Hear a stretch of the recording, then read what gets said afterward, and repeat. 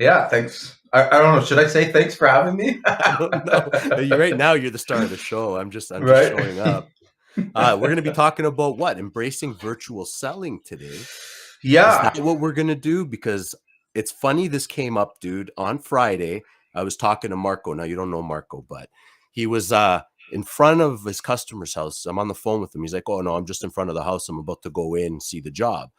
I'm like, why the hell would you do that? Like, Right. oh, bro, this is how he talks. Yeah. Well, customers, they want to shake your hand, man. Like, they want to see who they're dealing with so they know. And I'm like, no, they don't. Not No. necessarily. Like I haven't like that's bullshit. I haven't seen a job since before I had a contract since Mhm. 2015. Everything Yep. is online now. Right. Let's correct this, man, because I know Yeah. you don't do So, it. well, we do and we don't. Okay. So here's the first thing that you have to understand is knowing who you do business with best. Okay. So let me give you an example of this.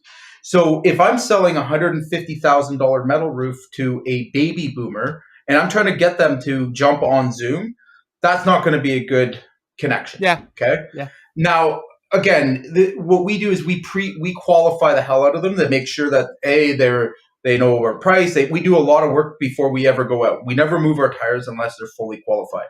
Okay. And we know specifically kind of the person that they are, and we sell to two different avatars. Okay. So avatar one is the baby boomer.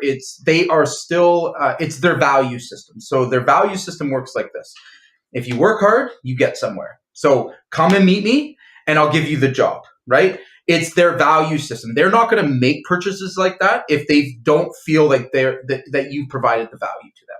So, and a lot of them have already been sold. Like they know your sales game. A lot of them, again, that we're meeting up with, we know they're qualified. We know they want to move forward if we're actually meeting them at all. makes Okay. sense. Now there's this emerging group which I've been selling to for quite a while that wants the complete opposite. And guess who they are? Millennials They down. must be. Yeah, Yeah. So their value system is show me an opportunity and then I'll work. Right. So they want to see a quote or they want to see you, again, kind of put in some effort first. And it doesn't mean meeting them. Right. So and a lot of what they're doing is actually you've got to work on speed and convenience. That's what they're looking for, yeah. right? They're busy, they have families, they don't want to meet a salesperson. The other thing that we found is they're a lot less social than baby boomers, Gen Xers, right? So you have to meet the customer where they're at, in my opinion, in terms of identifying them with you should always be as quickly as you can getting on a call with them, qualifying them, making sure that they're actually a sales qualified lead. I mean, that saves the majority of the headaches right there. And then seeing where they want to meet, right? I mean, making an offer to meet someone, if you're leaving it in their hands, someone will be like, hey, yeah, absolutely. Let's jump on a Zoom.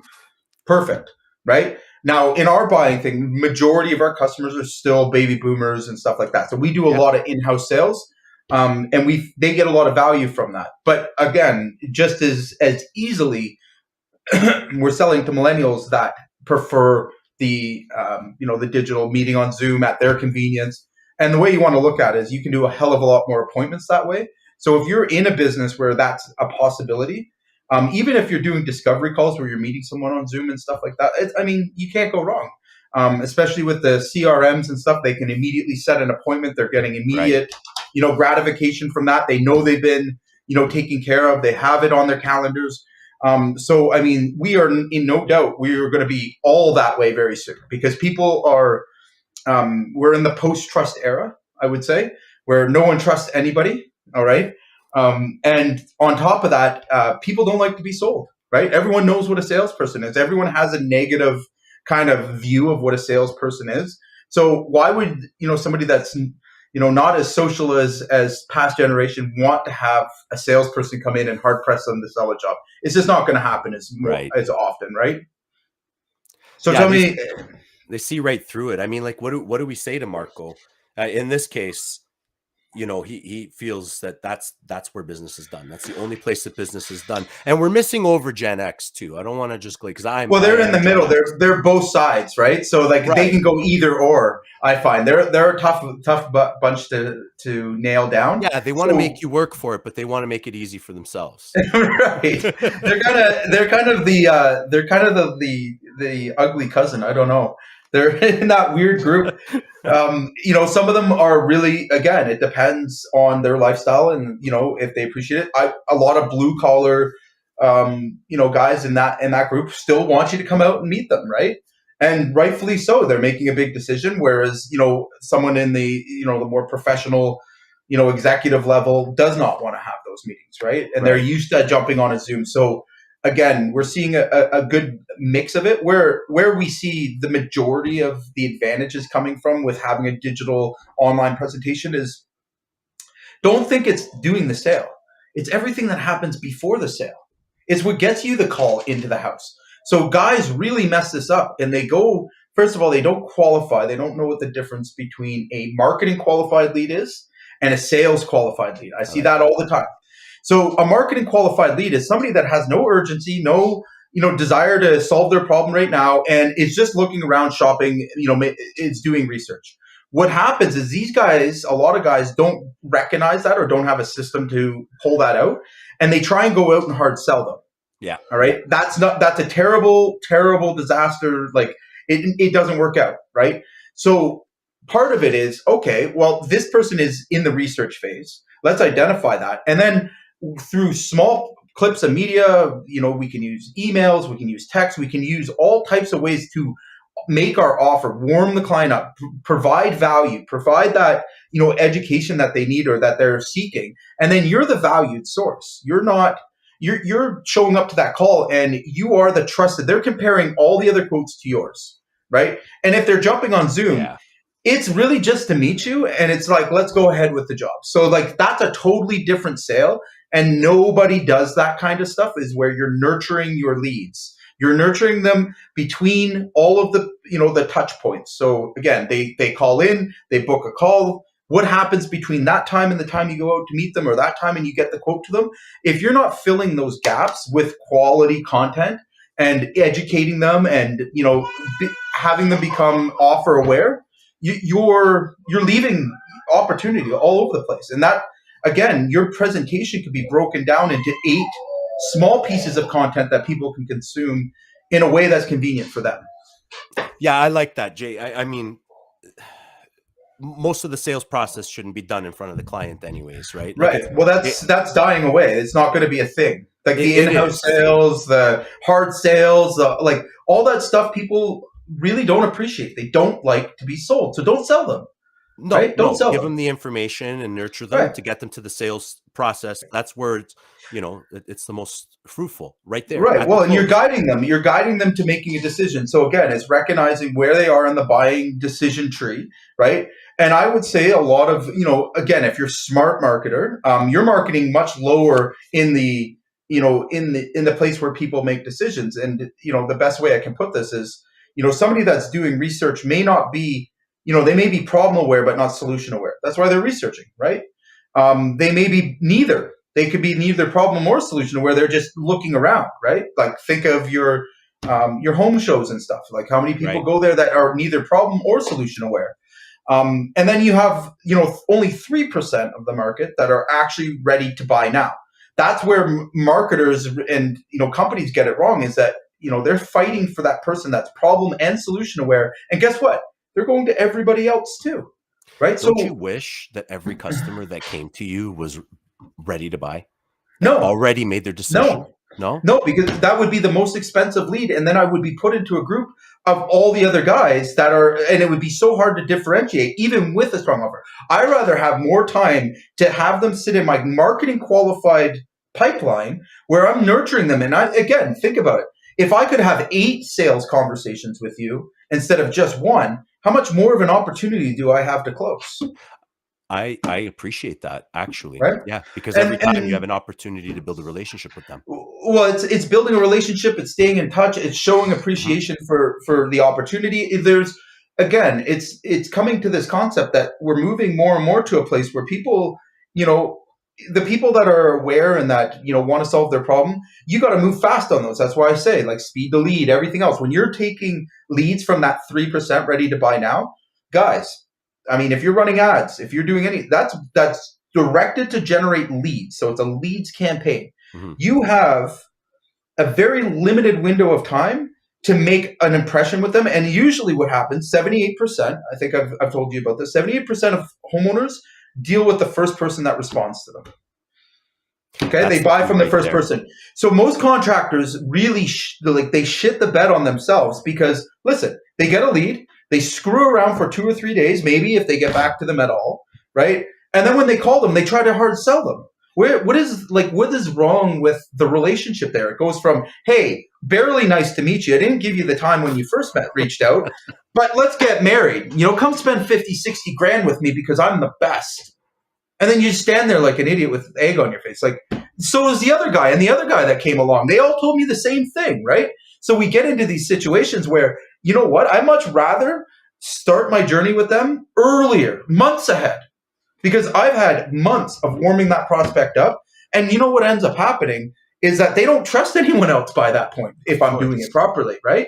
So again, think about your digital presentation as being bite-sized. Like, look at the way we consume content now. What's changed? We got TikTok. We have so much noise and distractions.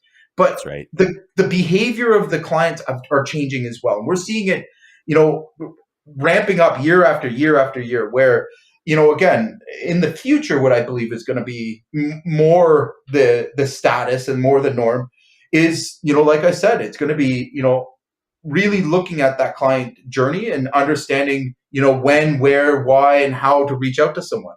And again, with all the technology that's available, like, we know when someone's opened an email, we know when somebody's touched a proposal, we know all that, and we time our engagement. So here's a good example. We don't touch a lead until they've had 9 points of contact. So right? you're assigning a value to their Yeah. engagement before Engagement you even score. get. That's right. That's we know fair. where they came from. We knew which content they touched. We know by the content they touched how serious they are. Okay, so think about it. Somebody that's downloaded one of our lead magnets for you know, a buyer's package of making a decision about a metal roof and is clearly in a research phase. So is it appropriate to, you know, to go out and hard sell them? No.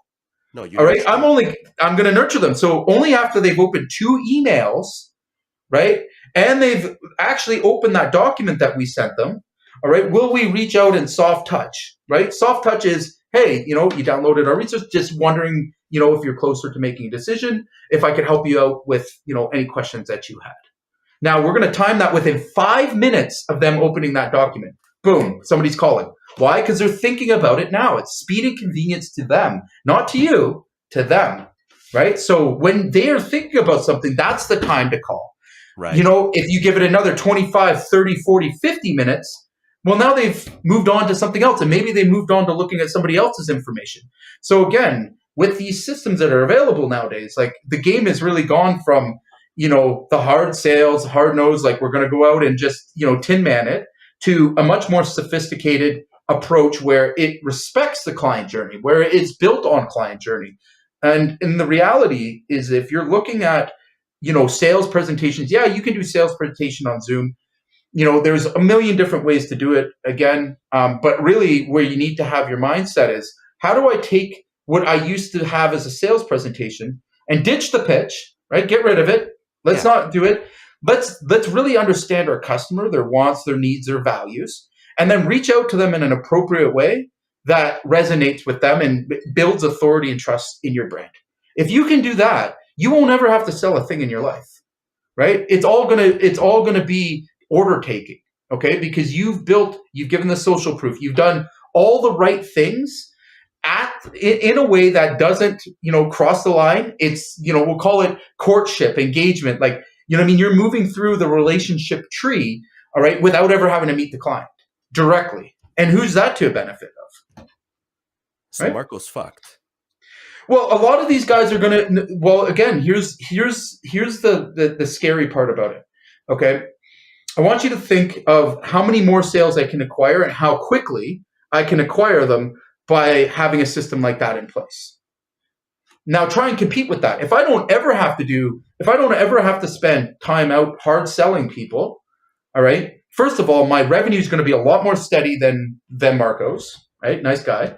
Um, Also, what you're going to find in the next 2, 3, 4, 5 years, a lot of the way that we do business now will change dramatically. It's been changing the whole time. I've seen these changes happening, well, easily since 2015. I've been seeing it accelerated through COVID. All right, I've seen people more open. People all know what Zoom is now. Like we're very much For going to a sure. digital economy. Like you would have to be absolutely out of your tree. Like I don't have to go out and estimate roofs anymore. We do all that over like satellites and everything else. A lot of the type of sales will be less. It's going to be more relationship building. Okay, and here's kind of my take on how I feel about it is the people are still going to want some sort of relationship. Yep. Whether that be again when they do give you that chance, the face to face of but you're going to find that it's going to be a lot quicker to the point. All right. So millennials, again, totally different buyers. If you're over a half hour on your sales conversation, you've blown it. You lost them. We've lost them. But with a baby boomer, anything less than 2 hours, it's and we see it over and over again. It's a 2 hour round the table conversation. And again, there's still a big market for that. Depending on what you're selling, but it is starting to go, down. And the more the blue collar position you have in the market. So if you're selling to the middle class, blue collars, again, a lot of that type of sale is becoming more difficult, right? It's becoming more competitive. It's becoming more, it's hard to stand out, right? So again, you have to make these adjustments now. And I feel like the future will be delivering, like I said, your sales presentation and what you have to offer, more in a marketing position, right? Delivering it in small bite-sized pieces, delivering it at the right time, right place. Like, again, we're moving to that speed and convenience, Amazon-like experience. People will decide more, when they're ready than when we go out and do hard sales. Well, it's incredibly powerful. Like when you're tracking the sales process and you're tracking where people's headspace is at, by the time they get to the table, they're already buyers. Well, they're already buyers before they even call you. That's the point I'm making, right? So like when we make these calls, that's what I mean by order taking. So like, again, even big time roofs, like I've got a couple of examples where we've sold, $150,000, $200,000 roofs, never met the owner, right? And it's because we meet them. And think about it. Like we are going towards that day and day. Even grandma's buying off Amazon today, right? Even grandma is. So that tells you that people value speed, convenience, their time, their place, validation. They have less time. I mean, again, it's look at all the distractions we have compared to 5 years ago, 10 years ago, 15 years ago. Like, again, people are, they're busy. Their minds are consumed, and you have to meet them at their level, right? If you're not meeting them at their level, then you're going to lose a lot of opportunity. You're going to lose a lot of deals. Now, you could still probably scrape by, but the guys that are killing it are making their offers convenient for the customer to consume, quick for them to make a decision. And remember, we were brought up in a different era where people now do most of their research online before they ever call anyone. They've already made the decision. They've already decided based on your marketing or the look or the referral, whatever. So the guys that are really going to crush it are ones that really have that online presence, that validate their offers, that have social proof and all the things that we have become accustomed to looking for, good, Google reviews, all those kind of things. All right. And we're giving them a very good client journey, right? Think about it. How the reason, high pressure sales is so difficult and closing is because you're going from a perfect stranger to, I'm going to spend a lot of money with you in like that. It's never really been a great system. It's never been a great process, in my opinion. So how do we reduce that and, take the sales part of it out, take the stress of the sales, reduce the sales, overload with it. And again, like I said, we've been extremely successful both ways. All right. But we're definitely seeing more and more validation towards, again, an online digital world where it's make it easy, make it convenient, keep your keep your offers clear to the customer, right? Yeah, I guess to be clear, this isn't like a world that's coming. This is here. Like we have the This is here now, technology yeah. right now. You know, your competitor could be using this and Guaranteed. right. Guaranteed. And if they're Guaranteed. not, you should be Right. at the end of So the day. I always say this, championships are won by inches, right? So, I mean, the guys that have really thought about these things and that have worked through it, and it's not just getting leads. Leads are the last thing you add Yeah. to a sales process. And in fact, most guys are out there looking for leads when they can't close the leads they've got, right? They don't know what their customers really want. They're trying to be everything to everyone. Well, again, if you don't have those things straight, like what we're talking about is like it's not even worth having the conversation. Yeah, this is funneling the perfect buyer at the time that they're Right. ready to buy. Right. Well, and here's kind of for guys out there that are progressive mindset and that want to grow. There's never been an easier opportunity or time in history, period. All right, than there is right now for acquiring a customer. Think about it. There's not less than 5,000 data points about you. If you have a Facebook account, there's 5,000 data points about you that algorithms use every day to target you with ads and marketing material. Okay. Like the reality is, I mean, to acquire a customer, the exact customer you want, but here's the key. You can't be, I want this big, broad topic. And that's where guys really mess it up. It's understanding, hey, you know what? I only sell well to millennials. They have these type of behaviors. They have these type of habits, these types of, things that they want, and then focusing on them. Because again, once you can get it, clear, if there's one, there's hundreds, right? Be in your niche, be in your, in your market and understand that client journey. Because again, it's rinse and repeat after that. And that's that is the, that is how companies are dominating, right? They understand their client better than the client understands themselves. And why? Because all that data that we're putting out to the world is free for any marketer to, well, not free, but is available for any marketer to exploit.